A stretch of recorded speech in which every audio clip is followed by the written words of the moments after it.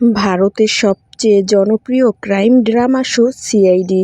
সেখানে ইন্সপেক্টর দয়া চরিত্রে অভিনয় করেছেন দয়ানন্দ শেঠি।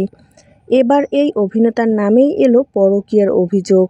এক সময় সহ অভিনেত্রী মোনা আম্বেগাওকরের সঙ্গে তার প্রেমের গুজব শোরগোল পড়ে যায় হিন্দি বিনোদন জগতে।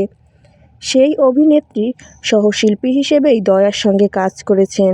গুঞ্জন ওঠে দয়া অভিনেত্রী মোনার সঙ্গে প্রেমের সম্পর্কে জড়িত। সিআইডিতে মোনা ফরেনসিক বিজ্ঞানী ডক্টর অঞ্জলিকা দেশমুখ এর ভূমিকায় অভিনয় করছিলেন। গুজব আরও জোরদার হয় 2005 সালে।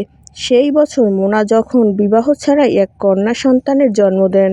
একটি সাক্ষাৎকারে মোনা বলেন, হ্যাঁ, আমার একটি কন্যা সন্তান আছে, কিন্তু আমি তার বাবার পরিচয় ততক্ষণ জানাবো না যতক্ষণ না তিনি নিজে পৃথিবীর সামনে তা স্বীকার করেন। কিন্তু যখন এসব ঘটে কিংবা গুঞ্জন ওঠে তখন অভিনেতা দয়া বিবাহিত। তার স্ত্রীর নাম স্মিতা শেঠি। ভিভা শেঠি নামে এক কন্যা সন্তান রয়েছে তাদের ঘরে। এমতো অবস্থায় এ অভিনেতার বিরুদ্ধে ওঠে পরকীয়ার অভিযোগ। এ নিয়ে এক সাক্ষাৎকারে অভিনেতা বলেছিলেন, আমি শুনেছি মানুষ মোনা এবং আমাকে নিয়ে কথা বলছে এবং বলেছে যে আমি তার সন্তানের বাবা, কিন্তু এগুলো সবই গুজব।